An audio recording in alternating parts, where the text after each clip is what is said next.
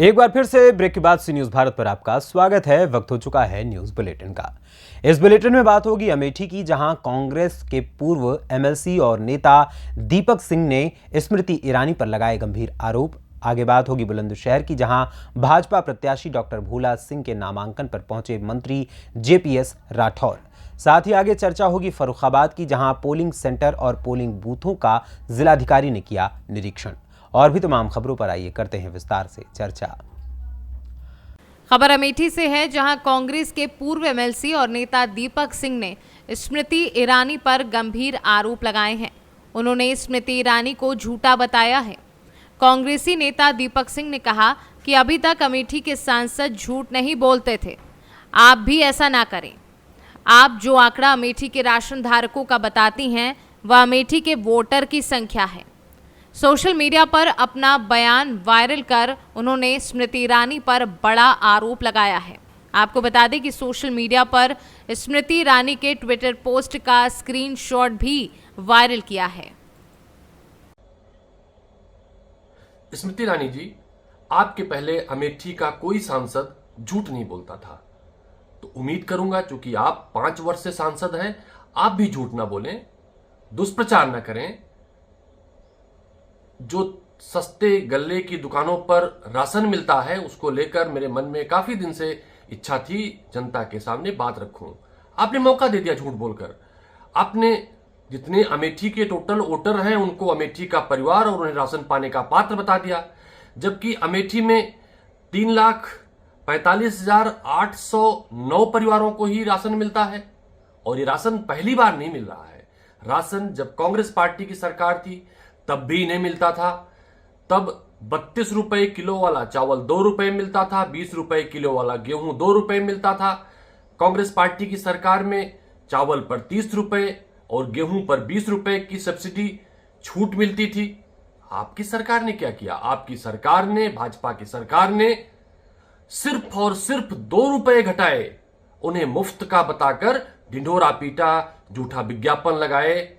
उल्टे उन्हीं राशन की दुकानों पर सारे उपभोक्ताओं पर छूट के आधार पर सस्ते दर पर चीनी मिलती थी, मिट्टी का तेल मिलता था, उसे बंद कर दिया।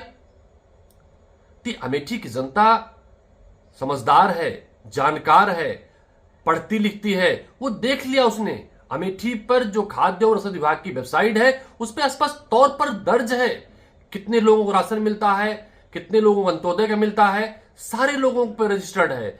तो आखिरकार 2 रुपए खर्च करके 200 करोड़ का विज्ञापन दिखाकर भाजपा सरकार और आप अपनी पीठ ना थपथपाएं, क्योंकि कांग्रेस पार्टी ने जब 30 रुपए की छूट दी थी तब अपनी पीठ थपथपाने काम नहीं किया था। कांग्रेस पार्टी जनहित में जनता के लिए काम करती है, किसी का मजाक नहीं बनाती है, गरीब को गरीब बताने का काम नहीं करती है।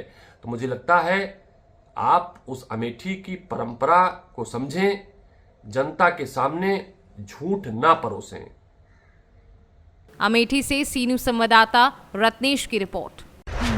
बुलंदशहर उत्तर प्रदेश सरकार में मंत्री जेपीएस राठौर भाजपा प्रत्याशी डॉक्टर भोला सिंह के नामांकन पर पहुंचे। उन्होंने कहा भाजपा प्रत्याशी डॉक्टर भोला सिंह इस बार बहुत बड़े अंतर से जीत दर्ज करेंगे। ईवीएम पर जब सवाल पूछा तो उन्होंने कहा कि अगर ईवीएम हैक होती है तो कांग्रेस सत्ता से नहीं जाती। ईवीएम सीता माता की तरह पवित्र है। उसने और ईवीएम के बारे में इलेक्शन कमिश्नर से प्रेस कॉन्फ्रेंस के दौरान बता दिया था।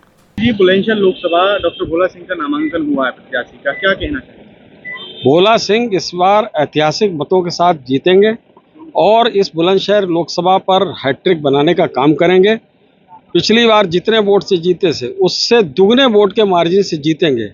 अभी कार्यकर्ताओं ने संकल्प लिया है अब की बार 8 लाख पार, तो 8 लाख वोट से पाकर यहाँ से विजयी होंगे भोला जी।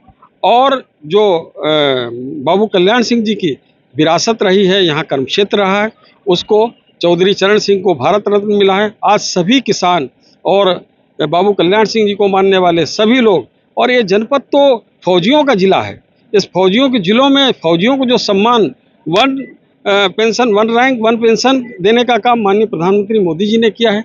और जिस तरीके से सैनिकों को छूट दी है पाकिस्तान के खिलाफ या चीन के खिलाफ लड़ाई में, ऐसी छूट माननीय प्रधानमंत्री जी ने। पूरा सैनिक बम बम बोल रहे हैं और माननीय प्रधानमंत्री जी के नेतृत्व में सरकार बनाने के लिए इस प्रदेश की जनता, देश की जनता आतुर है। अब की बार 400 पार। मंत्री जी 2019 के मुकाबले इस 24 के चुनाव को किस नजरिए से?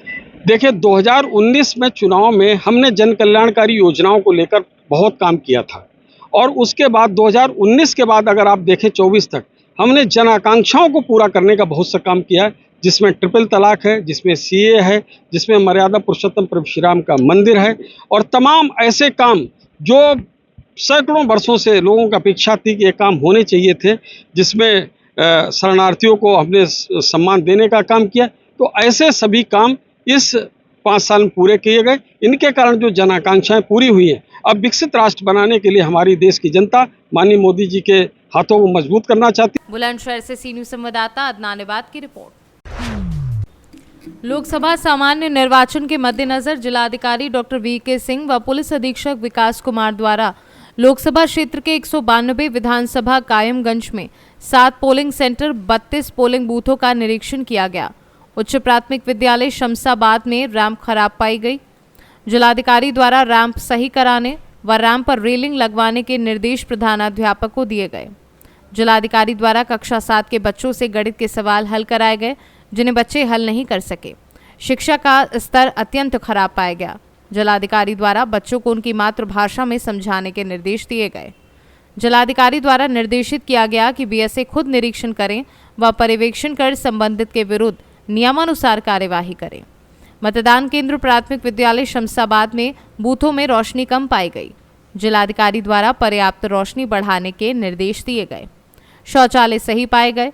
जिलाधिकारी द्वारा सभी बच्चों को हर दिन 15 मिनट बेसिक जानकारी देने व सामान्य ज्ञान पढ़ाने जिलाधिकारी व पुलिस अधीक्षक द्वारा मिड डे मील में बनी तहरी की गुणवत्ता स्वयं चख कर चेक की गई।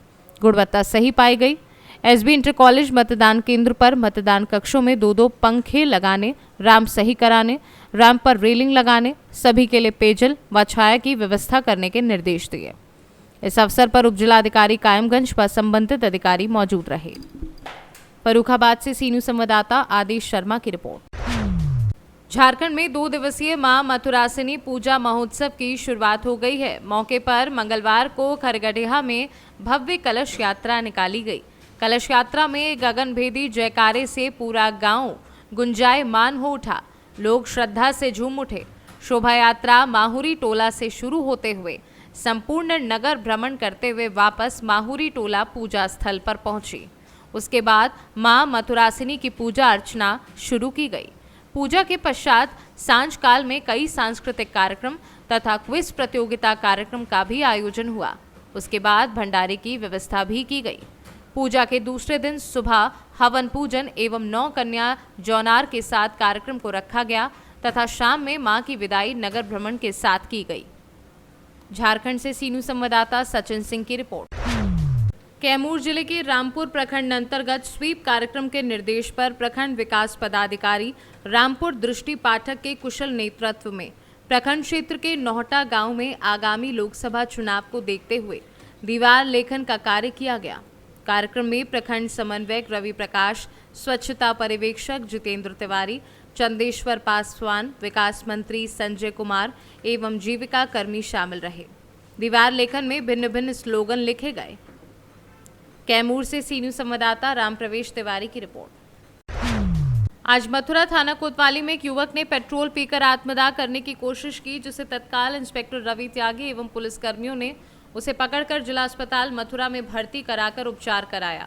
आपको बता दें कि किसी बात को लेकर युवक अपनी बात रखने थाना कोतवाली मथुरा में गया था, जिसके लिए सुनने के कारण थाना कोतवाली परिसर में पेट्रोल पीकर आत्मदाह करने की कोशिश की।